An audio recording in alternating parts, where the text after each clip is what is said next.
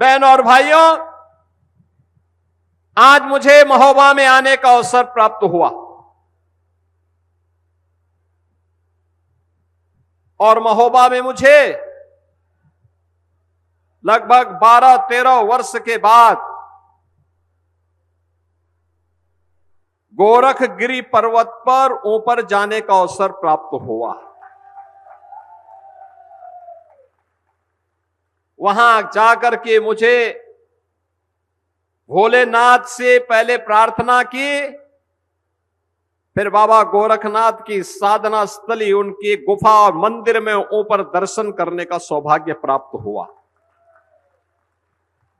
पर्यटन के एक नए केंद्र के रूप में अब महोबा में एक नया स्थल गोरखगिरी के रूप में आपको प्राप्त हो गया है।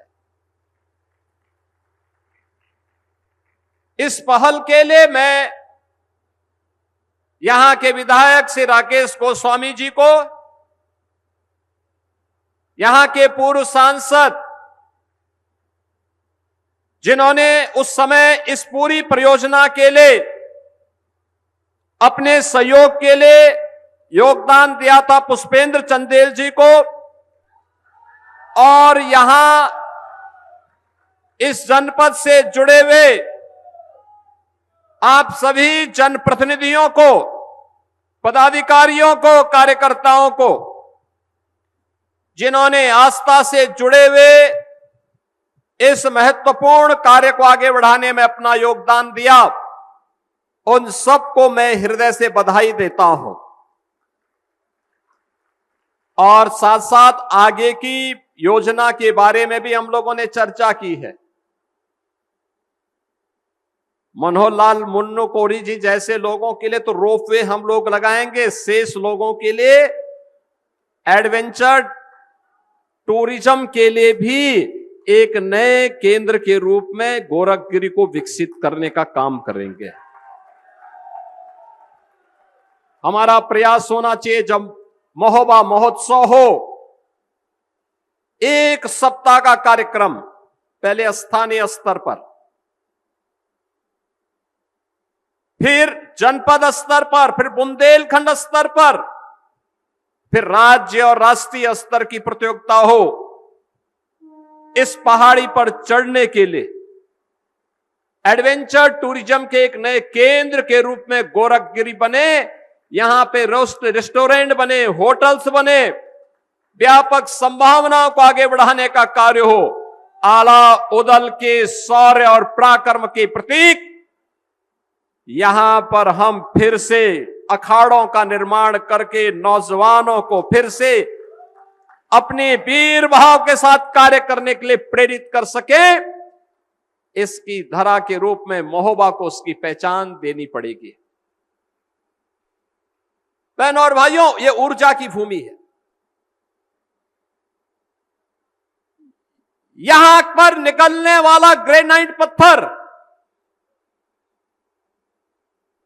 इसकी नींव से केवल मकान ही नहीं बनते और टाइल्स ही नहीं बनती,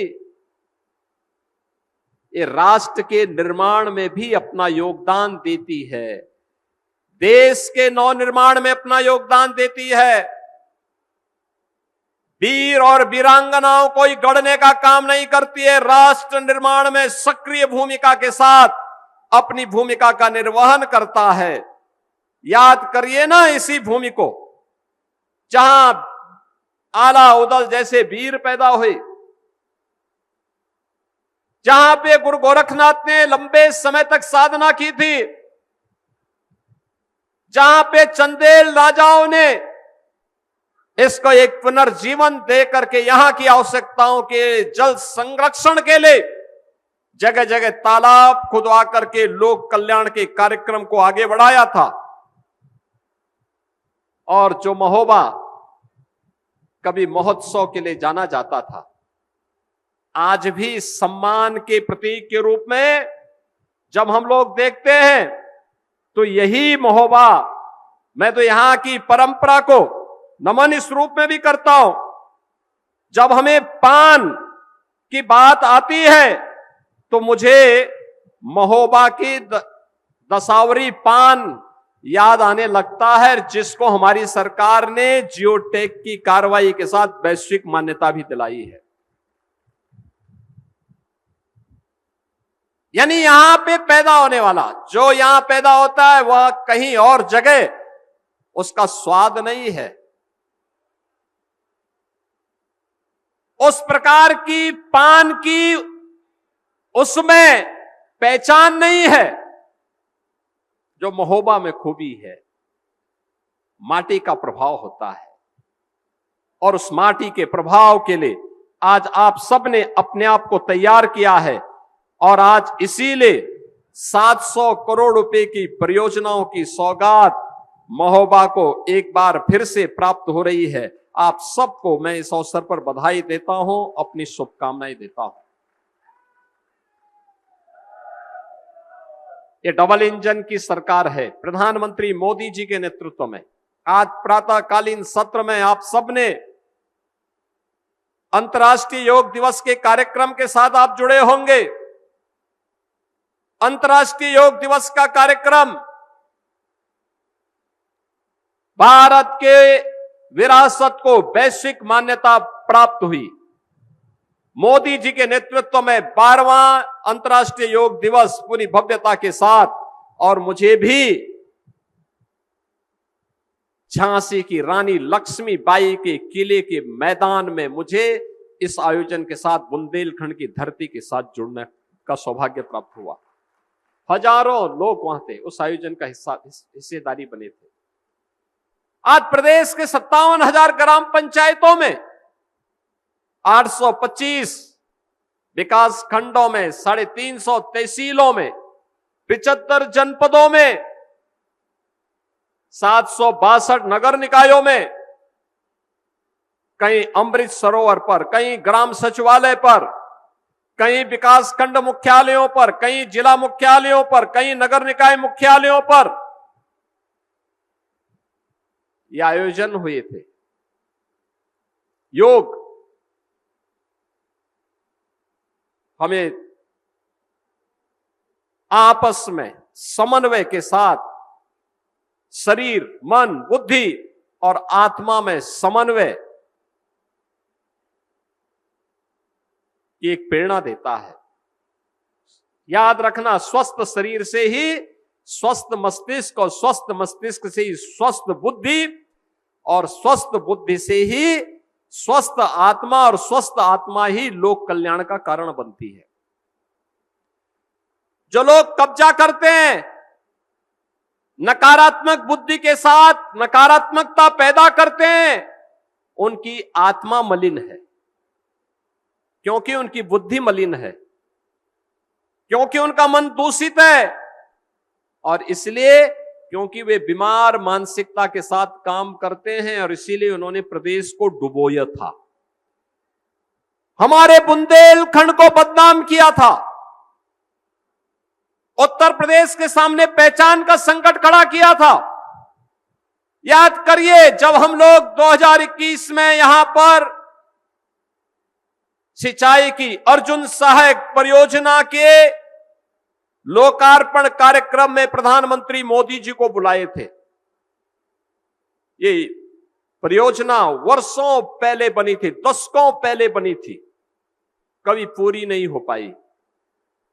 मुझे प्रसन्नता है कि हमारी सरकार 17 में आई, हमने मिशन मोड पर लिया और अर्जुन सहायक परियोजना पूरी हुई, तो महोबा और बांदा के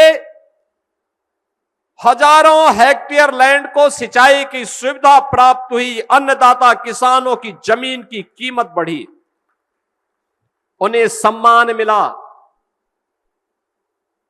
आज अन्नदाता किसान खुशहाल है।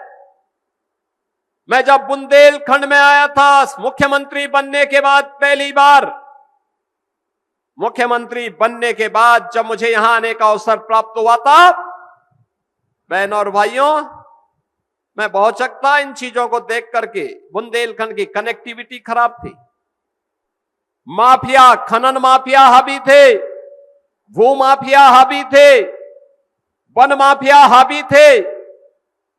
यहां पर सामान्य नागरिक के जीवन में परिवर्तन तो दूर, यहां की बहनें मिट्टी का घड़ा लेकर के पूरा जीवन काट देती थी और उस मिट्टी के घड़े ने उनके जीवन को ऐसा बना के रखा हुआ था कि कोई पूछने वाला नहीं। आज मुझे प्रसन्नता होती है कि हमने अपनी बहनों, अपनी बेटियों और माताओं के लिए हर घर नल की योजना को लागू किया है, प्रभावी ढंग से लागू किया है। आने वाले समय में हर घर तक शुद्ध पेयजल पहुंचेगा, लेकिन शुद्ध पेयजल लंबे समय तक प्राप्त होता रहे। याद करना चंदेली राजाओं के उन अभियानों को जो जल संरक्षण के लिए उन्होंने तालाब बनाए थे। जल संरक्षण के इस कार्यक्रम को एक बूंद जल का दुरुपयोग नहीं होने देंगे। जल संरक्षण के कार्यक्रम को आगे बढ़ाएंगे। बहनों और भाइयों, अगर हम इस कार्यक्रम के साथ जुड़ पाएंगे तो याद करना, ये हमारे लिए एक उपलब्धि होगी। जल संरक्षण आज की आवश्यकता है। मुझे महोबा में आकर के प्रसन्नता होती है, चरखारी में आकर के मुझे प्रसन्नता होती है। अनेक तालाब बने हैं। तालाबों को जल संरक्षण की दृष्टि से तैयार करना स्थानीय जनप्रतिनिधियों का दायित्व बनता है कि उसको डिसिल्ट करने के कार्यक्रम के साथ जोड़ना। डिसिल्ट हो जाए और फिर आगे बढ़ सकती है योजना, आने वाली पीढ़ी को हम उज्जवल भविष्य दे सकते हैं। और मुझे आज बताते हुए प्रसन्नता है, माफिया को हमारी सरकार ने जो संकल्प लिया था, माफिया को मिट्टी में मिला करके बुंदेलखंड को एक्सप्रेसवे के साथ जोड़ने का काम भी किया गया है। अब बुंदेलखंड में तोप बन रही है, डिफेंस मैन्युफैक्चरिंग कॉरिडोर। अब यहां का जवान ही देश की सेना में भर्ती होकर के सेवा नहीं करता, राष्ट्र रक्षा का काम नहीं करता, बल्कि बुंदेलखंड में बनने वाली तोप से, बुंदेलखंड में बनने वाली बंदूक से दुश्मन थरथरा उठ पड़ता है।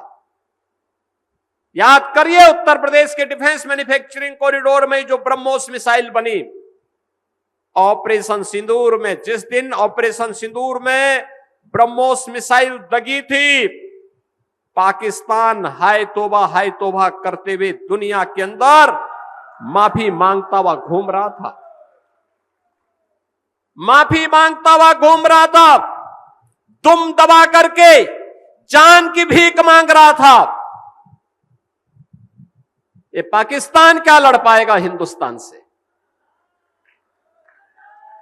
और ये तो उत्तर प्रदेश की डिफेंस मैन्युफैक्चरिंग कॉरिडोर में बनी हुई मिसाइल ने साबित करके दिखाया।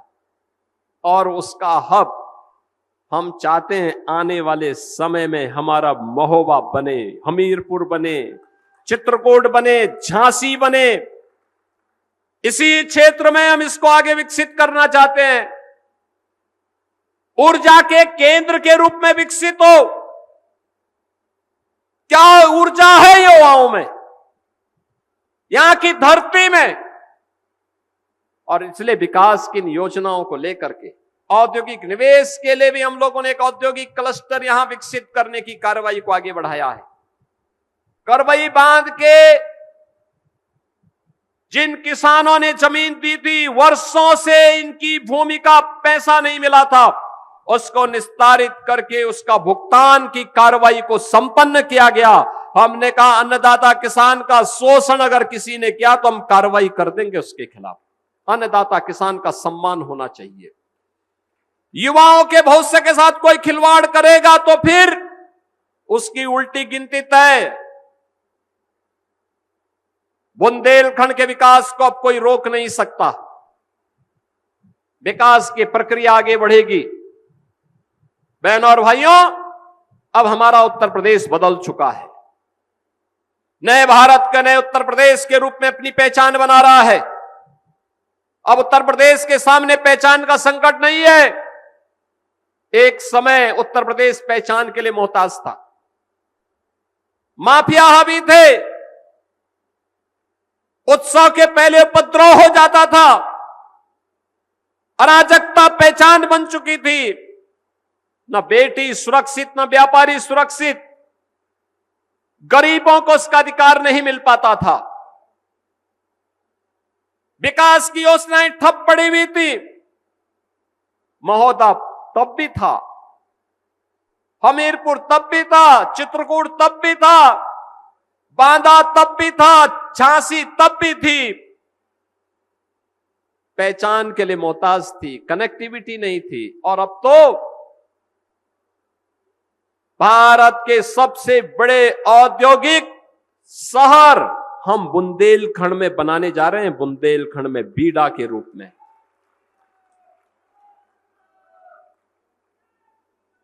केन बेतवा नहर की परियोजना पूरी होने की ओर अग्रसर है, तेजी के साथ काम चल रहा है। और केन बेतवा नहर परियोजना का काम जब पूरा होगा तो बहनों और भाइयों, बुंदेलखंड में जल की समस्या का पूरा समाधान हो चुका होगा। इसके साथ ही